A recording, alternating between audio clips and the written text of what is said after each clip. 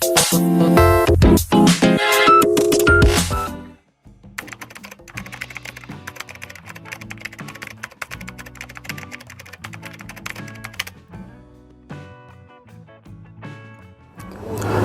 seorang CEO atau pimpinan sebuah bisnis, terkadang kita dihadapkan dengan masalah-masalah yang berkaitan dengan SDM.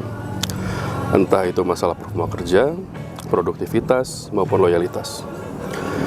Di era saat ini, merekrut karyawan baru yang betul-betul kompeten secara teknis maupun mental bukanlah urusan yang mudah.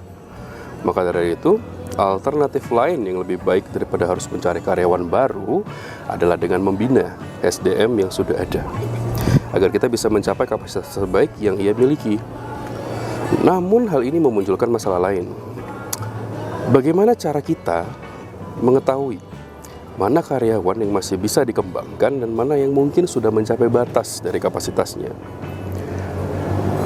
Nah, ternyata di sini ada sebuah cara bagaimana agar kita bisa mengetahui mana SDM yang masih bisa dikembangkan dan mana yang tidak.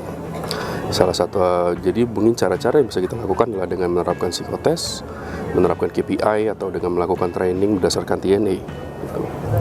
Nah, psikotes bisa dilakukan untuk mencari tahu bagaimanakah kapasitas intelektual seseorang, bagaimanakah sikap kerjanya, bagaimanakah kepribadiannya, bagaimanakah jiwa leadershipnya, yang mana dari kombinasi aspek-aspek ini akan bisa menentukan bagaimanakah seseorang akan menunjukkan performa terbaiknya di lapangan, di mana intelektual akan bisa mempengaruhi bagaimana dia menangkap hal baru, mempelajari hal baru, sikap kerja menentukan bagaimana cara dia melakukan pekerjaannya, kepribadian bisa menentukan bagaimana cara dia menunjukkan atau menyokong segigi apa motivasinya, bagaimana rasa percaya dirinya, dan lain-lain.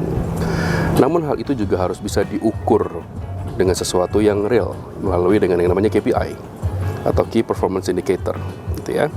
Key Performance Indicator inilah yang biasanya bisa menjadi sebuah wadah bagi kita untuk mengetahui bagaimanakah performa seorang karyawan dalam waktu berjangka yang tertentu.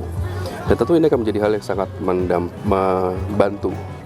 Nah, kemudian setelah kita tahu mana aspek yang harus dikembangkan dan mana yang harus bisa kita pertahankan, bisa kita terapkan dan kita kontrol melalui pelatihan atau training yang disusun berdasarkan training need analysis yang akan disesuaikan dengan jabatan dan fungsi yang ia miliki, gitu. Jadi mungkin itu adalah cara terbaik bagi kita untuk bisa mengetahui dan untuk mencari tahu manakah SDM yang masih bisa kita kembangkan dan manakah yang mungkin memang perlu untuk kita perbaiki secara menyeluruh. Sekian dari saya, terima kasih.